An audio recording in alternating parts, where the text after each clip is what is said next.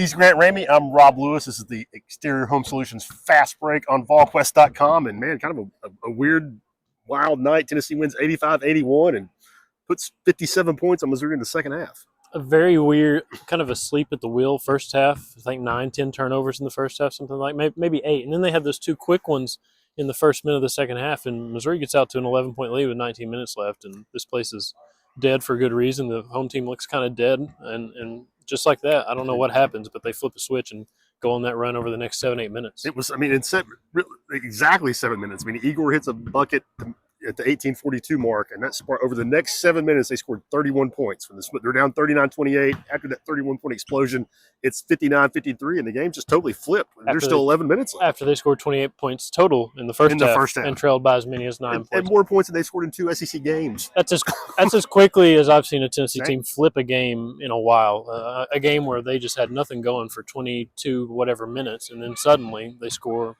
They can't miss. They go 6 for 8, I think, to start the first. Yeah, they didn't shoot it poorly in the first. They made almost 50%, but you're talking, it was just sloppy. They returned the ball over and giving Missouri good looks. And you're right. They hit the pedal. This place was rocking. Suddenly they hit 6 threes in the second half, 6 of 10, and stopped turning the ball over, which, when you're operating at that kind of efficiency on offense and get more possessions, it leads itself. But, for as good as they were in the second half, it's kind of it felt like it was going to be a blowout, and it never happened. No, and Missouri's tough. They are a very good team. They're tough. Dennis Gates is really impressive. They make shots. They make tough shots. They're tough on defense. They're better, I think, than their numbers show on defense. Tennessee at one point was 10 for 13 from the three-point line. The same team a week ago that made one more three on 32 more attempts against Kentucky. And what's funny is Rick was happy, upbeat after that loss at Auburn, which felt kind of like a gut punch with the way it happened. And then tonight he's frustrated. He's not happy with a pretty big win because he's just harping on consistency. And who are these guys going to be night in and night out? And what are you going to get? And we just crossed the halfway mark of conference play. Right. And you get where he's coming from because it's not like you're not playing a bunch of 18, 19-year-old kids. You're starting a bunch of old guys that have played a lot of college basketball. And I'm not piling on. This was, a big, maybe not a big time win, but a very solid win.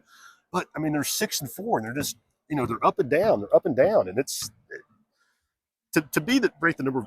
The performance we see, the consistency we see, does not necessarily reflect their ranking, in my opinion. You go back to the last week, what they did against Kentucky or what they did not do against Kentucky Tuesday last week, and then as well as they played Saturday for 40 minutes of basketball, really, really good. And then tonight, just kind of up and down and back and forth and trying to figure out, are you a really, really good basketball team, or are you going to do this at home and mess around? And for a coach, that can be maddening. I don't know if people, watched Knoxville media darling Greg Polinsky on Tuesday, but he talked about the exact same thing. As a coach, more than anything, you want to know what you're going to get. And right now, weirdly, Barnes doesn't know. And it's not just the game-to-game performance. It's like great, phenomenal defense at Auburn. Right. No defense against Kentucky. It's not just they're playing good.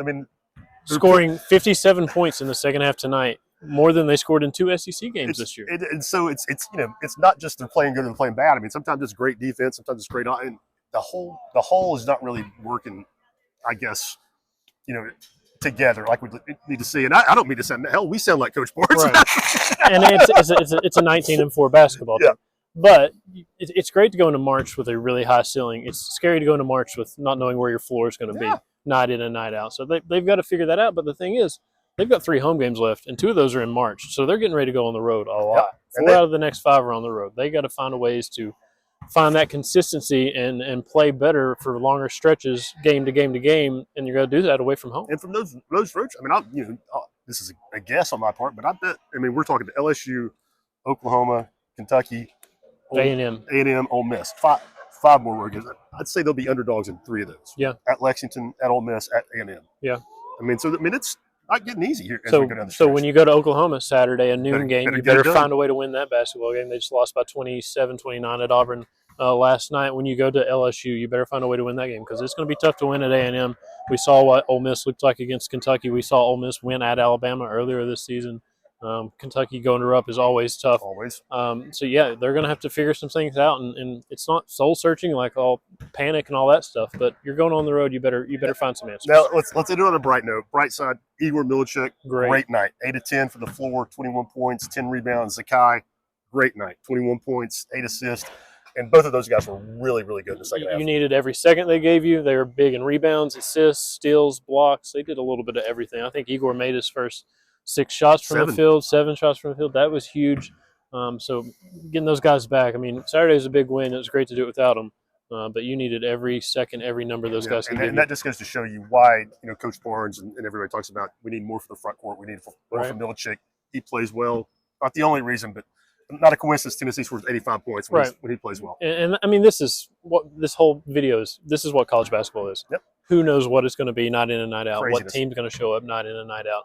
As we're recording this, Arkansas, which was 1-6 on Saturday, is thumping Texas at Austin right now. Which makes complete sense because it's college basketball. He's Grant Ramey. I'm Rob Lewis from the floor of the Food City Center. This has been the Exterior Home Solutions Fast Break on Volquest.com.